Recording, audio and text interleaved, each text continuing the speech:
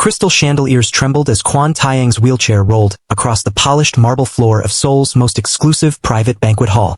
Every eye in the room turned toward him, though most quickly looked away. The weight of their pity was suffocating.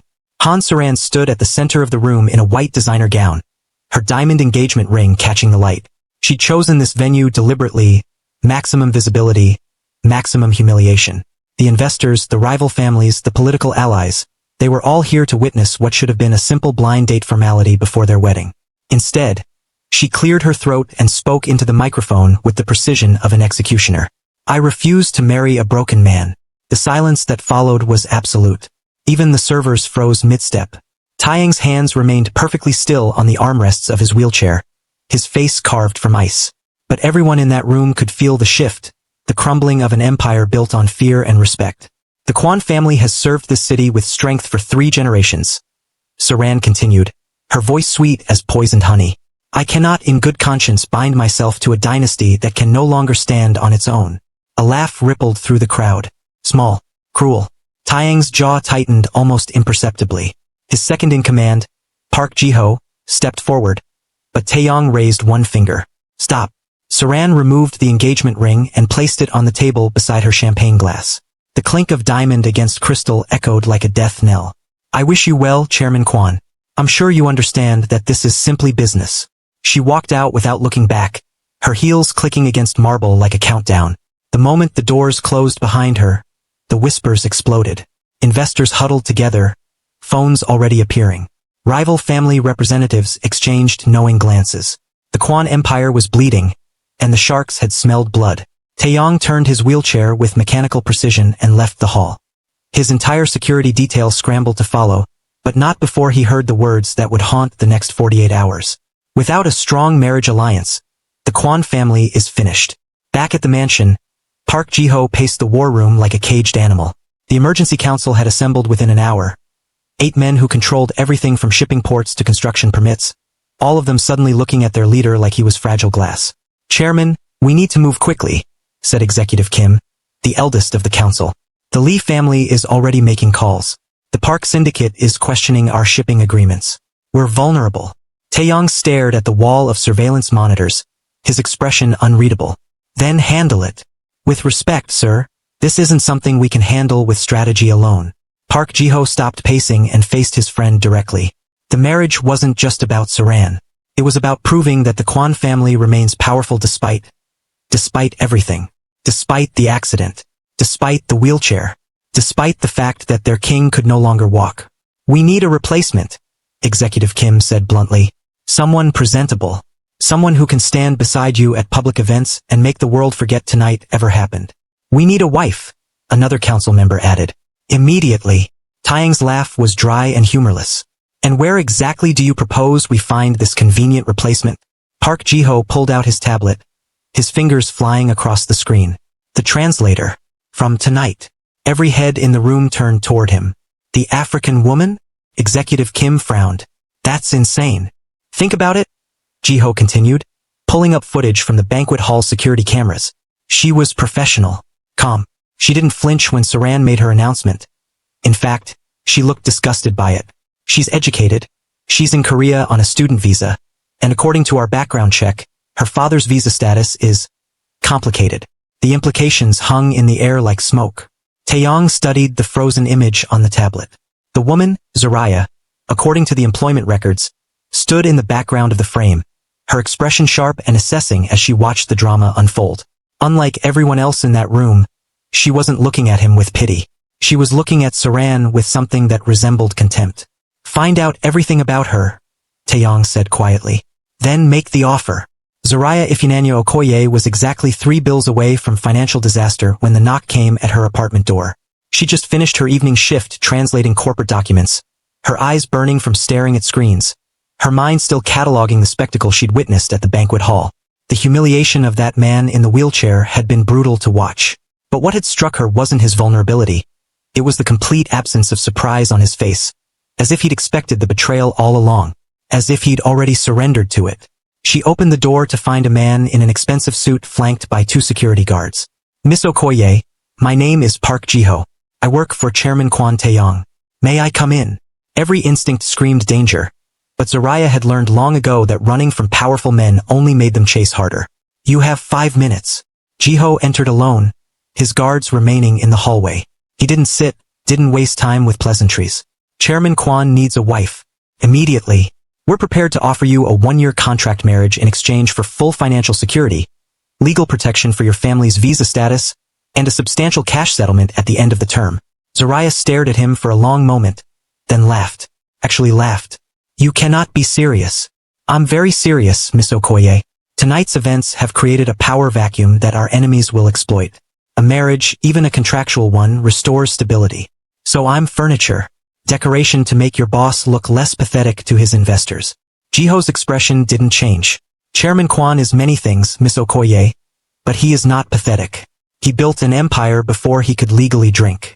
He survived an assassination attempt that would have killed most men. And he will rebuild from this with or without you. But with you, it happens faster and cleaner. And if I say no, then you say no. But your father's work visa comes up for renewal in 6 weeks, and the immigration office has been known to be unpredictable, especially for families without powerful connections. There it was, the threat wrapped in silk. Zariah moved to her window, looking out at the Seoul skyline.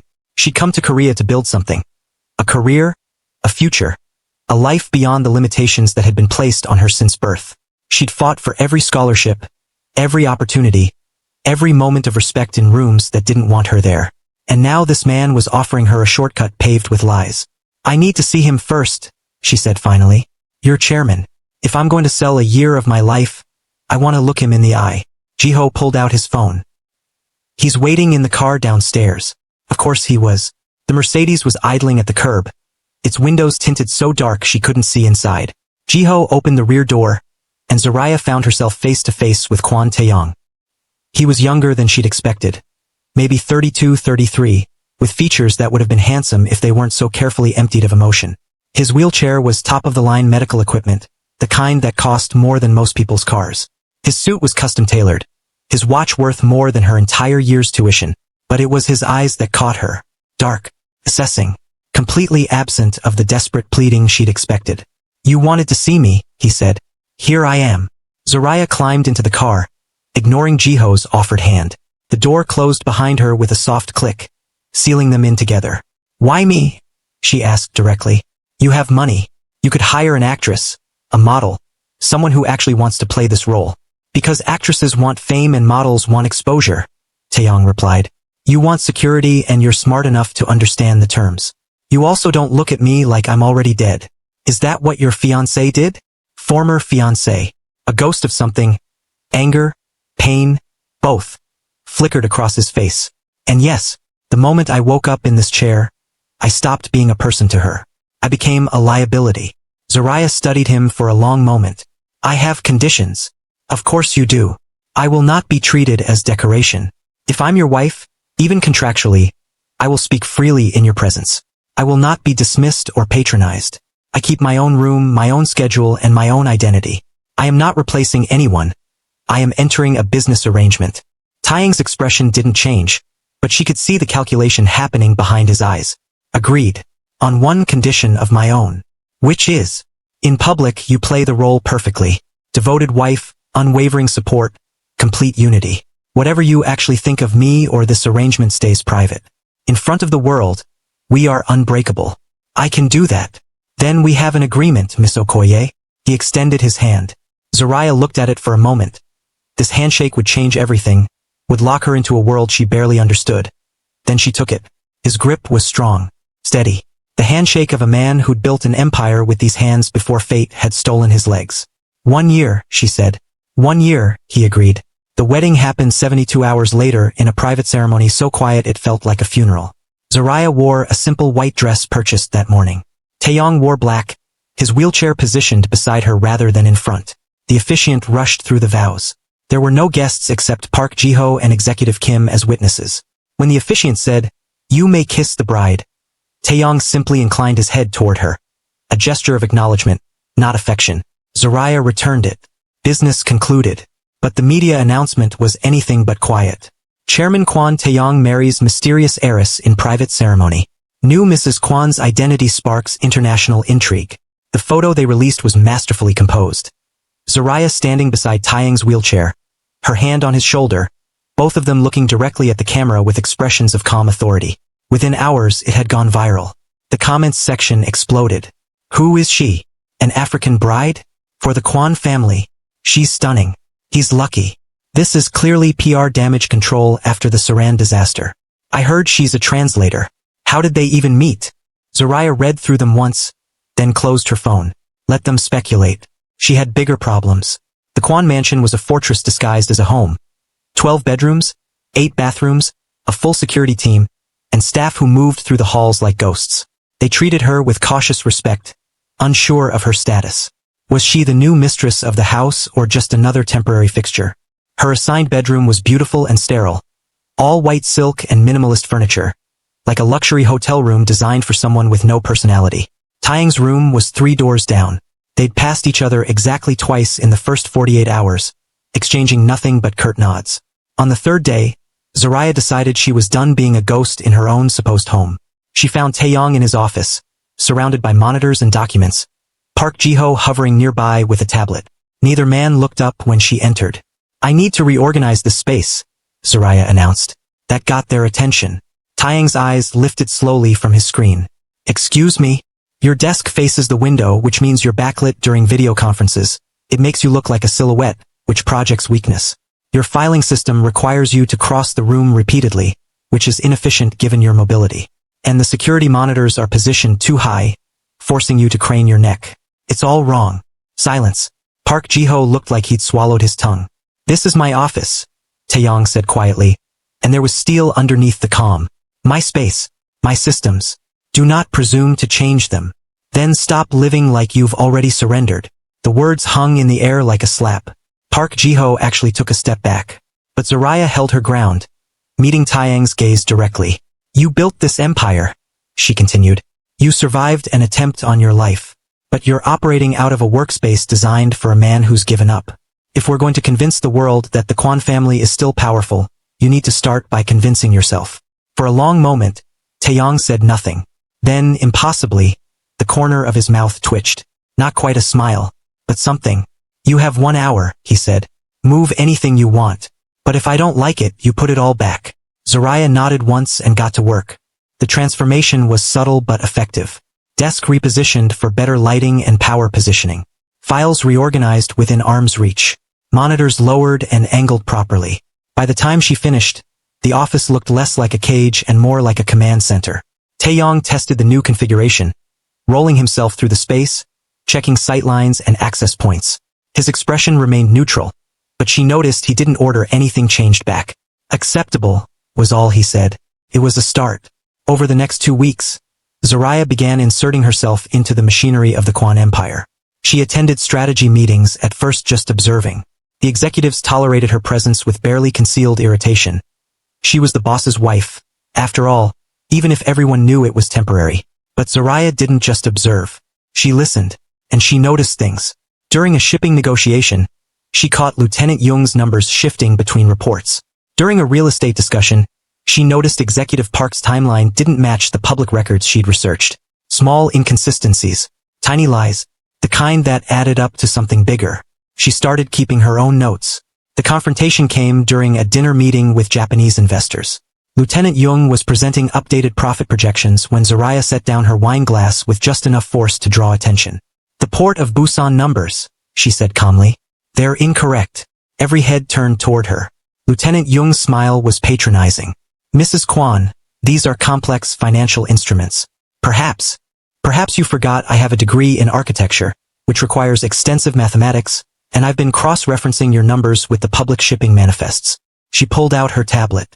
Your reported container volume is 30% higher than what actually moved through the port, which means either you're spectacularly bad at your job or you're lying.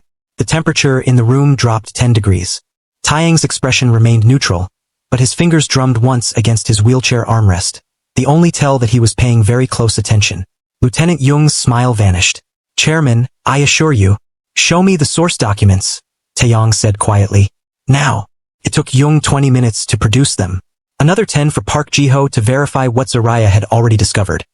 Jung had been skimming profits by reporting ghost shipments, betting that no one would check his math carefully enough to catch the discrepancy. Taeyang's response was delivered in a voice so calm it was terrifying. You're demoted. Park Ji-ho will assume your responsibilities. You have 1 week to audit every report you've submitted in the last 2 years. If we find more irregularities, we'll revisit this conversation in a much less pleasant setting. Jung left the room looking like he'd aged 10 years. After the meeting, Taeyang caught Zariah's eye across the room. He didn't smile, didn't thank her, but there was something different in his gaze. A flicker of respect that hadn't been there before. That night, he knocked on her bedroom door for the first time since the wedding. Come in, she called, looking up from her laptop where she'd been reviewing architectural journals. Taeyang wheeled himself into the room with an ease that suggested he'd been practicing his mobility when no one was watching. You embarrassed Jung in front of everyone today. He was stealing from you in front of everyone for months. I'd say we're even. I'm not criticizing. I'm curious. Why bother? This is temporary for you. In 11 months, you'll walk away from all of this. Why invest the energy? Zariah closed her laptop and gave him her full attention. Because I don't do anything halfway. You wanted a wife who could play the role convincingly? Then I'm gonna play it right. That means actually caring about whether your empire survives the year. Call it professional pride. Taeyang studied her for a long moment. You're not what I expected. Neither are you. What did you expect? I expected someone broken. Someone hiding behind money and threats because he'd given up on actually fighting. She met his eyes directly. I was wrong. You're not broken. You're just afraid that everyone else thinks you are. The words hit their mark. She could see it in the way his jaw tightened, the way his hands gripped the armrests of his wheelchair just a fraction harder. Get some rest, Mrs. Kwon, he said finally, turning toward the door. We have an investor breakfast tomorrow. Dress formally. Always do, she replied. But as he left, she noticed something that made her pause. His wheelchair had moved more smoothly, more confidently than when he'd first entered. As if her words had straightened his spine just slightly. As if he'd remembered, just for a moment, how to fight. The investor breakfast was held at an exclusive hotel with a view of the Han River. Zariah wore a tailored navy suit that commanded respect without trying too hard. Taeyang had positioned himself at the head of the table, and she took the seat to his right without hesitation. The power position reserved for equals, not subordinates. The investors were a mix of old money and new tech wealth. All of them very carefully not staring at Taeyang's wheelchair while simultaneously assessing whether the Kwon Empire was still worth their money. Conversation flowed through safe topics, market trends, real estate opportunities, upcoming elections. Then Executive Director Choi, a man in his 60s with a reputation for cruelty disguised as humor, leaned back in his chair and smiled. Chairman Kwon, I must admit I was surprised by the speed of your recent marriage. After such a public setback with Miss Han, one would think you'd take time to recover. The table went silent. It was a direct challenge disguised as small talk. Taeyang's expression didn't flicker. Miss Han made her priorities clear. I simply adapted more quickly than she anticipated. Adaptation is crucial. Choi agreed, his smile widening.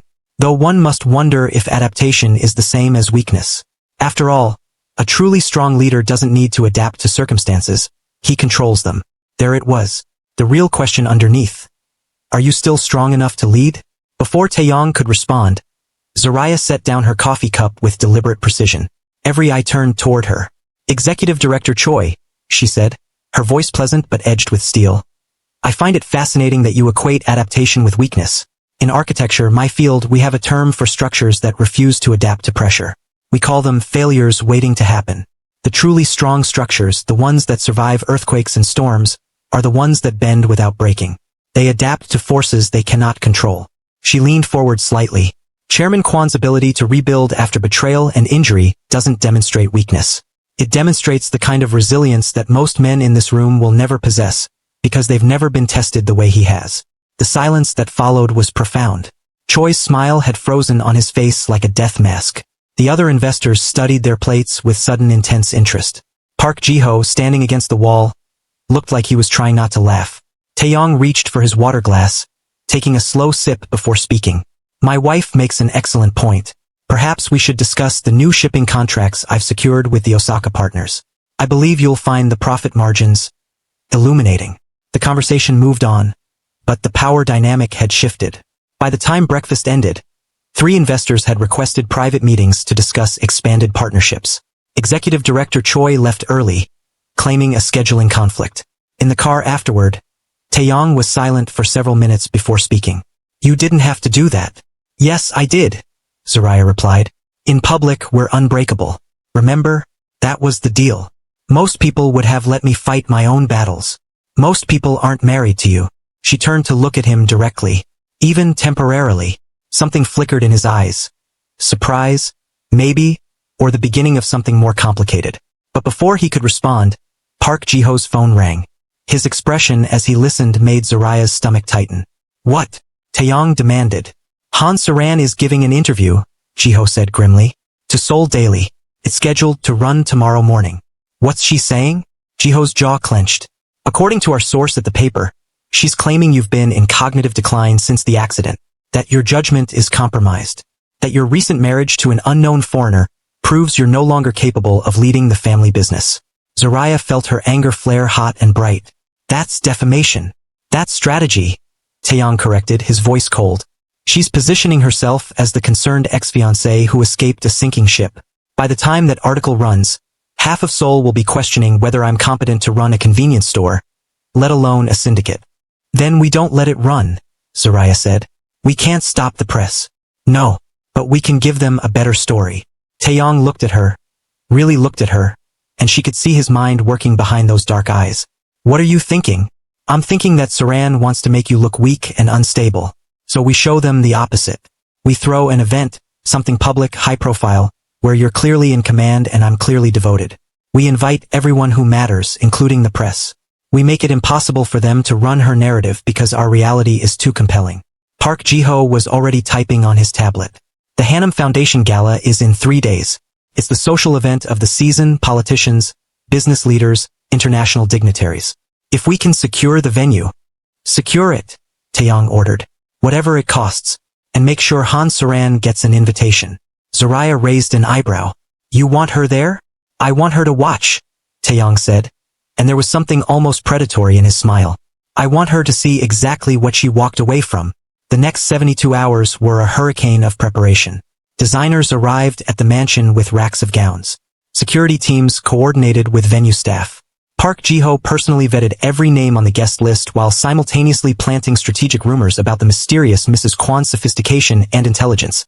Zariah stood for 3 separate fittings, submitted to hair and makeup consultations, and memorized the names and relationships of every important person who would be attending. She was used to being underestimated, had been fighting it her entire life. But this was different. This was walking into the lion's den and demanding to be treated as an equal predator. The night before the gala, she found Taeyang in the mansion's private gym, which had been converted into a physical therapy space. He was alone, gripping parallel bars and attempting to shift his weight onto his legs. His face was tight with concentration and pain, sweat darkening his hair. She should have left quietly. This was clearly private. Instead, she stepped inside. How long have you been doing this? Taeyang's head snapped up. For a moment he looked almost vulnerable, caught in the middle of something he hadn't wanted to share. Then his expression hardened back into control. Since the wedding, he admitted. Why? Because I'm tired of being looked at like I'm already dead. He released the bars and settled back into his wheelchair, breathing hard. Because Jung wasn't the only one stealing from me. Someone tampered with my car before the accident. The brake lines were cut professionally, barely detectable, designed to fail at high speed. Zariah felt cold spread through her chest. You're certain? The investigators found evidence, but they couldn't prove who ordered it. Too many suspects, all with solid alibis. His laugh was bitter. When Saran left, I told myself it didn't matter. Let them think I'm weak. Let them steal and scheme. I was too tired to care. And now? He looked up at her, and there was something new in his eyes. Something that looked almost like hope. Now I have a reason to care again. The words hung between them, heavy with implications neither of them was ready to examine too closely. The gala tomorrow, Zariah said carefully. If someone in your inner circle tried to kill you once, they'll try again. Eventually. Taeyang's voice was matter-of-fact. But not tomorrow. Tomorrow is too public, too visible. Tomorrow is about power and perception. The real danger comes after, when they think I'm distracted. Then we make sure you're never distracted. He studied her for a long moment. This isn't your fight, Zariah. You could walk away right now. The contract has clauses for. I don't run from fights, she interrupted. Even ones that aren't mine. Something shifted in his expression. A crack in the armor he'd worn since she'd met him. Why? Because someone tried to murder you and you're still here. Because your own fiancé abandoned you and you turned it into strategy. Because you're not actually broken, Kwon Taeyang. You're just wounded. And there's a difference. The silence stretched between them like a bridge being built in real time. Finally, Taeyang spoke. Stay with me tomorrow. At the gala. Not just beside me, with me. I need to know there's at least one person in that room who doesn't see me as either a target or a liability. I'll be there, Zariah promised. And anyone who tries to treat you as less than what you are will answer to me first. His smile was small but genuine. I'm starting to understand why Park Ji-ho suggested you. Because I'm stubborn? Because you're dangerous in all the right ways. The Hanam Foundation Gala was everything Park Ji-ho had promised. Glittering, powerful, and absolutely crucial. The venue was a restored palace. All traditional Korean architecture merged with modern luxury. Crystal and silk, ancient wood and contemporary steel. Zariah arrived wearing a gown that had been custom designed in 36 hours. Deep emerald silk that moved like water, cut to command attention without begging for it. Her hair was styled in elegant twists that honored both her heritage and the formality of the event. She wore minimal jewelry except for the wedding ring Taeyang had given her. A simple platinum band embedded with a single black diamond. Taeyang waited for her at the base of the grand staircase. And when he saw her, something crossed his face that looked almost like awe. You look like a queen, he said quietly. Then let's make sure everyone treats you like a king. They entered together, her hand resting lightly on his shoulder as his wheelchair glided across the polished floor. Conversations stuttered and stopped as they passed. Cameras flashed. Whispers spread like wildfire. Han Saran stood near the bar, stunning in white, surrounded by admirers. When she saw Zariah and Taeyang enter, her smile turned sharp and cold. The first hour was a carefully choreographed performance. Taeyang introduced Zariah to business partners, political allies, international investors. She spoke fluent Korean, passable Japanese, and perfect English, switching between languages with the ease of someone who'd spent her life navigating between worlds. She remembered names, asked intelligent questions, and subtly reinforced Taeyang's authority in every conversation. People who had come expecting to see a desperate man clinging to relevance found instead a power couple operating in perfect synchronization. But the real test came when Saran finally approached. Taeyang, she said warmly, as if they were old friends. And this must be your new wife. How unexpected. Unexpected, Zariah agreed pleasantly. Like discovering someone's true character only after they've revealed it publicly.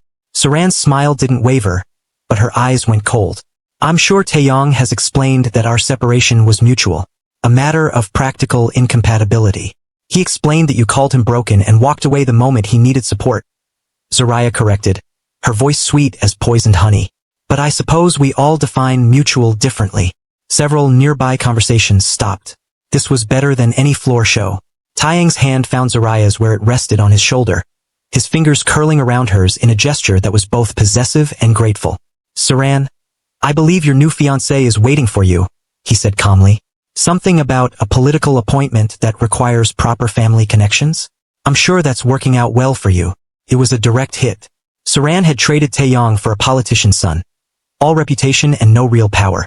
Everyone in this room knew it. Her smile finally cracked. You always did have a talent for finding unique solutions to your problems. I have a talent for recognizing value, Taeyang replied. Something you clearly lack. Saran left without another word, but Zariah could feel the woman's fury radiating across the room. That was brutal, Zariah murmured when they were alone again. She started it by giving that interview. I just finished it. But the evening was far from over. During dinner, Zariah found herself seated between a Japanese real estate mogul and a Korean tech CEO, both of whom spent the meal alternating between testing her knowledge and subtly propositioning future business arrangements. She handled both with the precision of a surgeon, deflecting advances while securing Taeyang's interests. It was exhausting and exhilarating in equal measure. During dessert, Park Ji-ho appeared at Taeyang's shoulder and whispered something that made his expression harden. What is it? Zariah asked quietly. Security flagged something. Executive Kim left the gala 30 minutes ago. He's at a restaurant across the city, meeting with someone we don't recognize. Maybe it's personal. Executive Kim doesn't have a personal life. Everything he does is business. Taeyang's jaw tightened. And he's one of the 3 people who had access to my car the day before the accident. The pieces clicked together in Zariah's mind like a puzzle she'd been unconsciously assembling. The inconsistencies she'd noticed in reports. The way certain executives had seemed too comfortable with Taeyang's perceived weakness. The timing of Saran's betrayal, so perfectly calculated to maximize damage. It's not just one person, she said slowly. It's a conspiracy. Multiple people working together to destabilize you. Taeyang met her eyes, and she could see her own realization reflected there. And tonight was about forcing them to show their hand. If they think I'm distracted by Saran and the gala, they'll make their move, Zariah finished. Park Ji-ho was already on his phone, coordinating surveillance. But Zariah's instincts were screaming danger. We need to leave, she said. Now. They never made it to the car. The explosion ripped through the palace's west wing just as they reached the main entrance. The force of it threw Zariah forward, her ears ringing, smoke and dust filling the air. Security swarmed immediately, creating a human shield around Taeyang while trying to evacuate civilians. Through the chaos, Zariah saw him. Executive Kim, standing near the service entrance, his phone in his hand, his expression satisfied. There! She shouted, pointing. But Kim was already moving, disappearing into the smoke. Park Ji-ho barked orders into his radio, and suddenly there were armed men everywhere. The elegant gala transforming into a war zone. Someone grabbed Zariah's arm. She spun, ready to fight, but it was just a security guard trying to pull her towards safety. She yanked free and ran toward Taeyang instead, because in public they were unbreakable. And that meant she didn't leave him even when the world was burning down. She reached him just as a second explosion detonated in the parking structure. The ground shook. More screams. The security team was trying to move Taeyang to an armored vehicle, but the wheelchair was damaged from the first blast. One wheel bent at an odd angle. Without thinking, Zariah grabbed the handles. We go together or not at all. The security chief looked ready to argue, but Taeyang cut him off. Do what she says. They made it to the armored SUV through what felt like a battlefield. Once inside, doors locked, windows bulletproof, the world finally became quiet enough to think. Taeyang's eyes were blazing with an anger Zariah had never seen before. Get me Kim. I want him alive. Park Ji-ho was already coordinating the manhunt, speaking rapidly into his phone in coded language that Zariah was beginning to understand. Within minutes, reports started coming back. Kim had been spotted fleeing toward the river. 3 of Taeyang's men were in pursuit. A 4th team was moving to intercept. Who else? Taeyang demanded. Kim couldn't do this alone. We're checking his communications now, Ji-ho replied. But sir, the more immediate problem is the press. This is going to be everywhere within the hour. Another attack. Another sign of weakness. No, Zariah spoke up firmly. This isn't weakness. This is proof that someone is so afraid of Taeyang that they're willing to commit terrorism to stop him. That's not the action of people fighting a weak man. That's desperation. Both men looked at her. We control the narrative, she continued. We release a statement immediately. Chairman Kwon survived an assassination attempt by enemies so threatened by his continued leadership that they resorted to violence. His new wife refused to leave his side even under fire. The Kwon family is not only still standing, it's hunting its enemies. Taeyang's expression shifted from anger to something else. Something that looked almost like admiration. Do it. Ji-ho, coordinate with our media contacts. I want that narrative everywhere before Kim's people can spin it differently. The next 4 hours were a blur of coordinated chaos. Zariah sat beside Taeyang in his war room, the secured bunker beneath the mansion, watching multiple operations unfold simultaneously on wall-mounted screens. Kim was captured near the river, along with 2 accomplices. His phone records revealed communications with Han Saran's new fiancée, Park Mi-ho, who had political ambitions that required the Kwon family's territory. The conspiracy was larger than anyone had anticipated. A 3-way alliance between a corrupt executive, a power-hungry politician, and a scorned ex-fiancée. They planned the first accident together, Park Ji-ho reported grimly. Kim tampered with the car. Mi-ho provided the alibi. Saran fed them intelligence about your schedule. Zariah felt sick. She knew. When she left you, she already knew someone was trying to kill you. Taeyang's expression was carved from ice. And she decided to profit from it instead. Brilliant strategy, really. Let me be crippled or dead. Then position herself as the wise woman who saw the decline coming. What do we do with them? Ji-ho asked. Kim faces charges publicly. Attempted murder, terrorism, the works. He'll spend the rest of his life in prison. Taeyang's voice was absolutely calm, which made it more terrifying. Mi-ho's political career ends tomorrow. I don't care how you do it, but I want every skeleton in his closet displayed in the public square. And Saran. He paused, looking at Zariah. What would you do? The question surprised her. But she didn't hesitate. Nothing. Nothing. Nothing direct. Let her live with the knowledge that she bet on your death and lost. Let her watch as you rebuild. Let her reputation crumble naturally when the truth comes out about the conspiracy.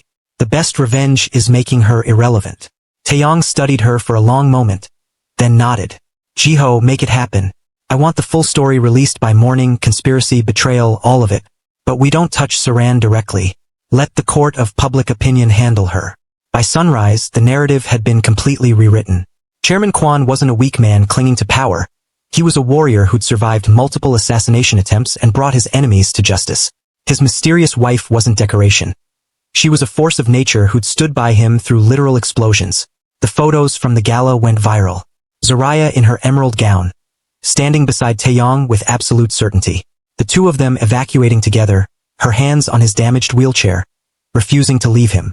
Power and loyalty in perfect balance. When the dust finally settled, Zariah found Taeyang alone in his office, staring out at the Seoul skyline as dawn broke over the city. You should rest, she said quietly from the doorway. I should thank you. He turned his wheelchair to face her. You were injured tonight. Your arm. She glanced down at the bandage she'd almost forgotten about. A piece of shrapnel had caught her during the first explosion. Nothing serious. I've had worse. That's not the point. His voice was intense. You threw yourself between me and danger. You refused to leave even when security was trying to evacuate you. You could have died. So could you.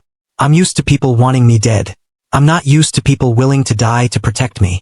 Zariah crossed the room and sat on the edge of his desk, looking down at him.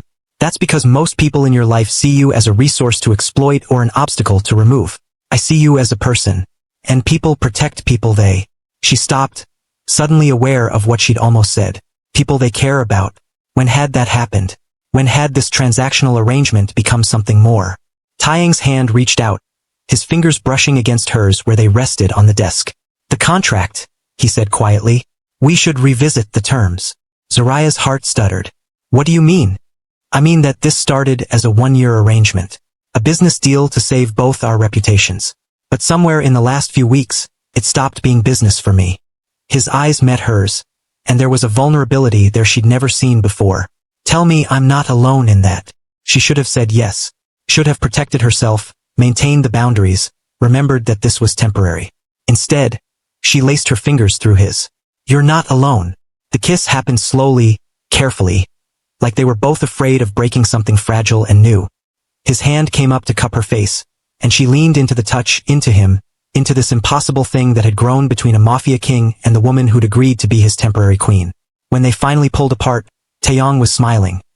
Really smiling, not the careful political expression he wore for the world, but something genuine and almost boyish.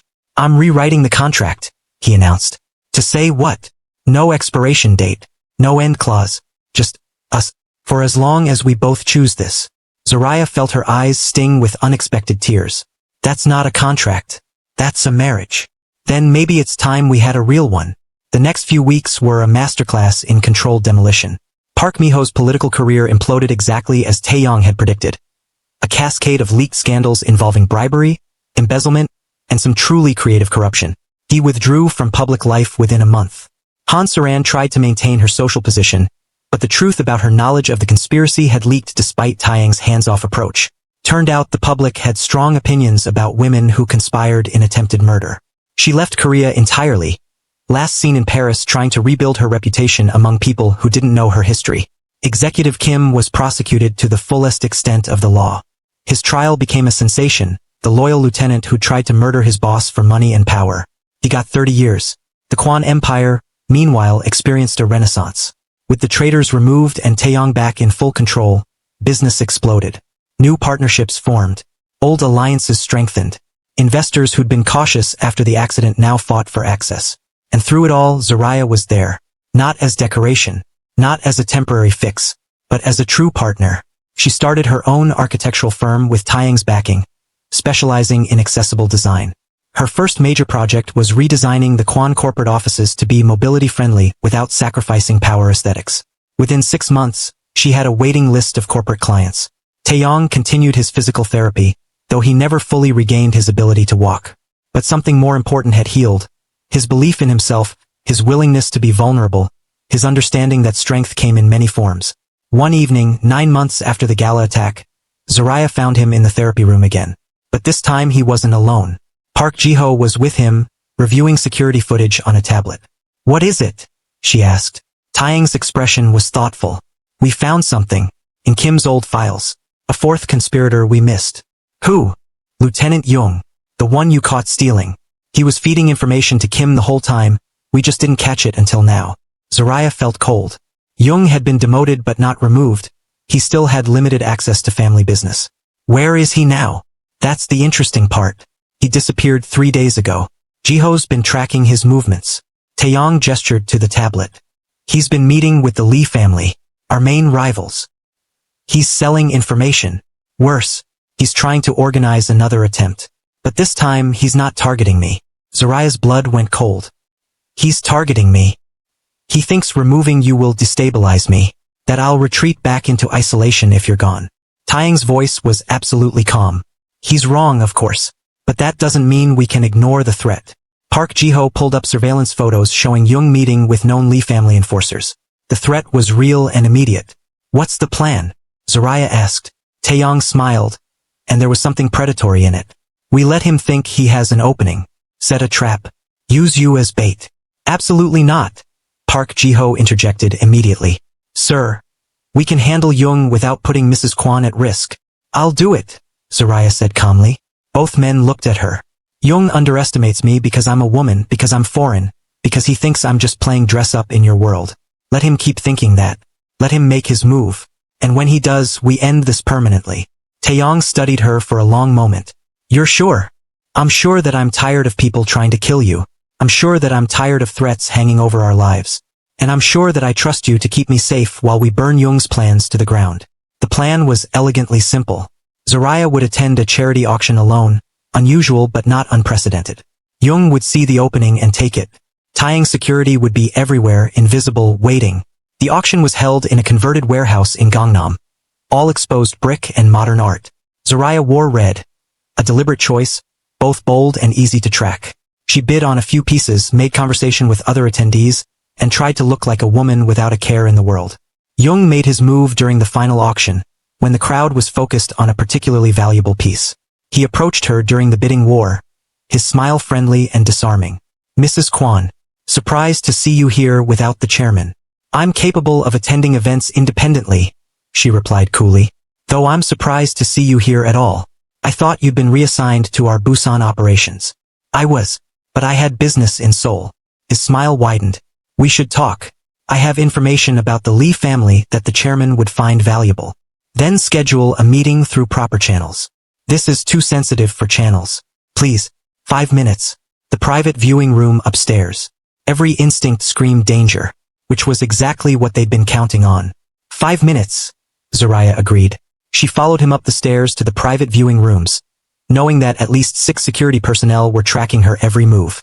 The room Jung led her to was small and windowless, perfect for a trap. He closed the door behind them, and his friendly expression vanished. "You made a mistake tonight, Mrs. Kwon, coming here alone. Being predictable." "Did I?" Zariah remained calm, her hand casually near the panic button hidden in her bracelet. "The chairman's obsession with you is his weakness. Remove you and he crumbles. Everyone knows it. Everyone's wrong. But please, continue. I'm curious how you plan to remove me." Jung pulled out a syringe filled with clear liquid. "Fentanyl. Massive dose. You'll be dead before anyone realizes you're in trouble. And I'll be long gone, with enough money from the Lee family to disappear permanently." He moved toward her. Zariah pressed the panic button, and the door exploded inward. Park Ji-ho entered first, followed by 4 security operatives, all armed. Jung spun toward them, the syringe still in his hand, his expression transforming from predatory confidence to trapped animal panic in seconds. "Drop it," Ji-ho ordered, his gun trained on Jung's center mass. Jung's eyes darted between the security team and Zariah. For a moment, she thought he might actually try to use the syringe anyway. But then Taeyang's wheelchair appeared in the doorway, and something in Jung's face just broke. "You knew," Jung whispered. "This was a trap. Did you really think I'd let my wife walk into danger without protection?" Taeyang's voice was cold as winter. "Did you really think you were smart enough to outmaneuver me in my own city? The Lee family promised. The Lee family has already disavowed you. I spoke with them this morning. Turns out they were never planning to protect you. They were just using you to test our security. You were disposable from the start. Jung's hands shook as the reality of his situation crashed down on him. He'd betrayed everyone and gained nothing. Park Ji-ho moved in and secured him, confiscating the syringe and zip-tying his hands. The police are waiting downstairs. Attempted murder, conspiracy, corporate espionage, you're looking at decades. As they led Jung away, Taeyang wheeled himself over to Zariah. Are you all right? I'm fine. Angry, but fine. She looked down at him. Is it always going to be like this? People trying to kill us? Probably. This is the world I live in. He reached up and took her hand. But here's what's different now. I'm not fighting to survive anymore. I'm fighting to build something worth protecting. And that something includes you. Zariah squeezed his hand. Then we fight together. Always. The arrest of Jung made headlines, but this time the narrative was clear. The Kwon family had systematically dismantled a conspiracy against them, demonstrating not weakness but overwhelming strength. Every traitor identified. Every threat neutralized. The empire stronger than ever.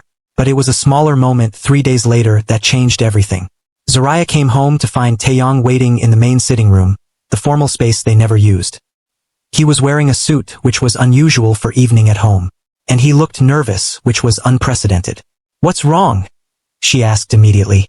Nothing's wrong. I need to do something properly this time. He reached into his jacket and pulled out a small box. Zariah's breath caught. We got married for strategy, Taeyang said quietly. A contract to save both our reputations. But somewhere in the last year you stopped being a strategy and started being my whole world. You challenged me when I'd given up. You fought beside me when you could have run. You saw me as a person when everyone else saw a liability. He opened the box, revealing a ring. Not the simple platinum band she currently wore, but something extraordinary. A black diamond surrounded by emeralds.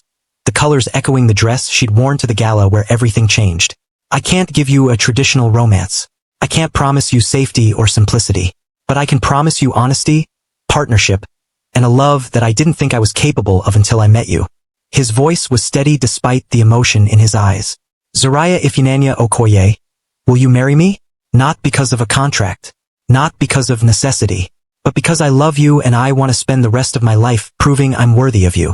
Zariah felt tears streaming down her face. You already proved that. The moment you chose to fight instead of surrender. The moment you trusted me with the truth. The moment you looked at me like I was a person instead of a tool. Is that a yes? That's a yes to everything. To you. To this life. To whatever comes next. She held out her hand. To forever. He slipped the ring onto her finger, then pulled her down into his arms. The kiss was different this time, not careful or tentative, but certain. A promise and a claim and a celebration all at once. When they finally pulled apart, Zariah laughed through her tears.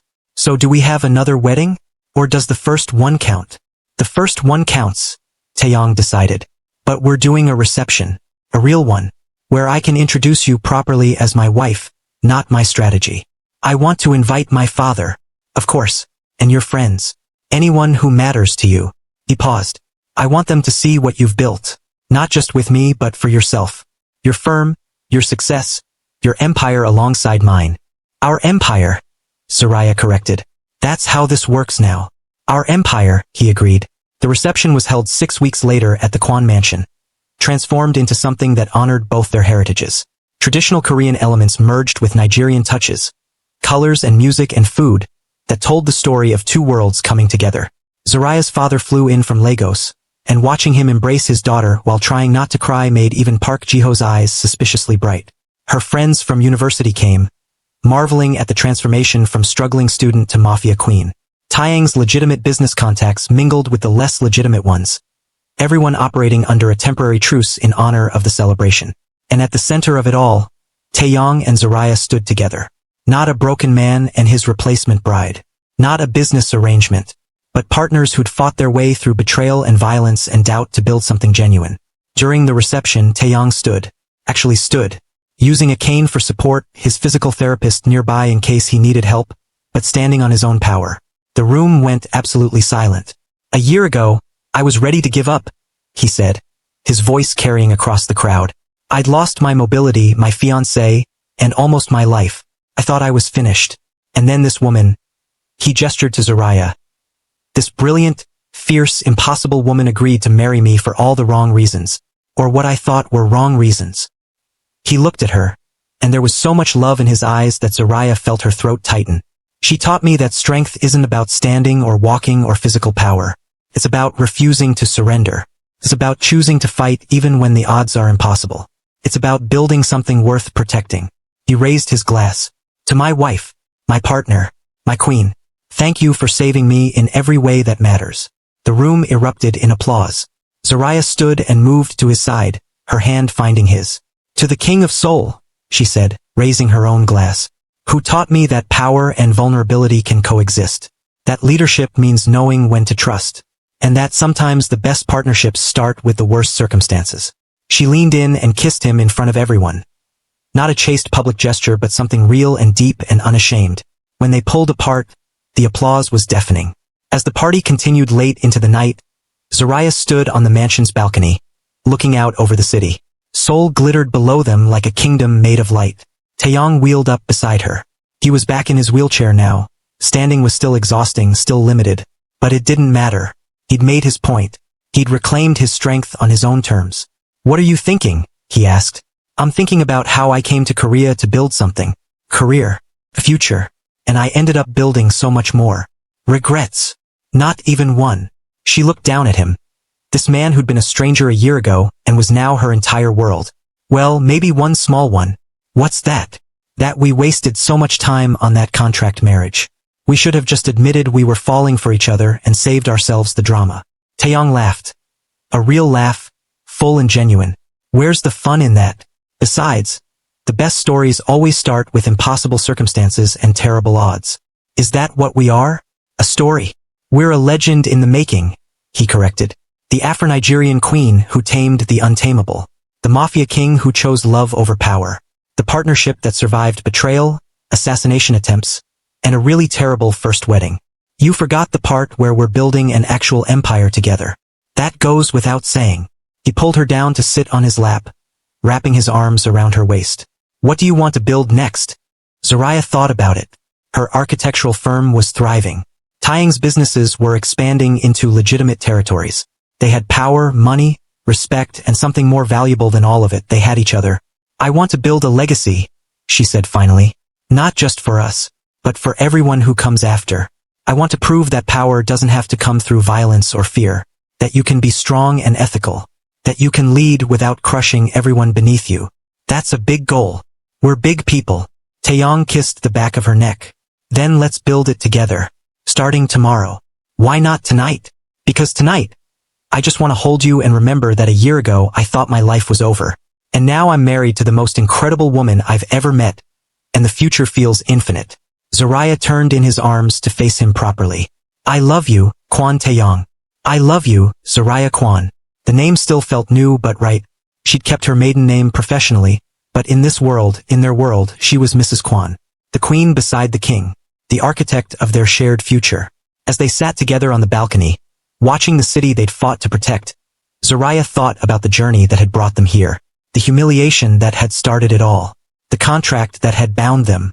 The trust that had grown between them despite every obstacle. The love that had bloomed in the spaces between danger and survival. She thought about Han Saran, who'd walked away from a wounded man and lost everything. About Executive Kim and Young, who'd tried to destroy Taeyang and destroyed themselves instead. About every person who'd underestimated them and paid the price. And she thought about the future they were building.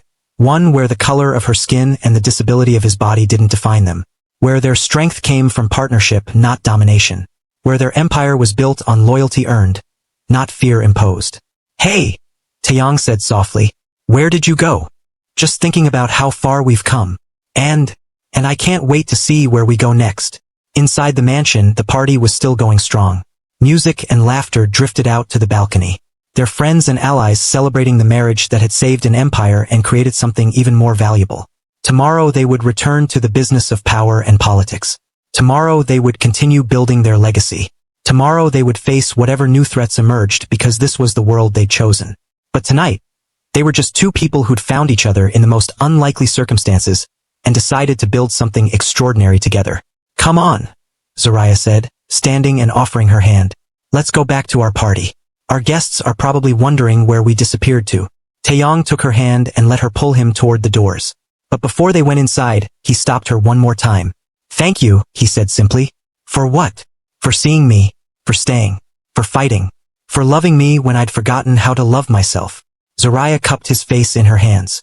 Thank you for giving me a kingdom to build and a partner to build it with. Thank you for being strong enough to be vulnerable. Thank you for choosing me. Every day, he promised. For the rest of our lives.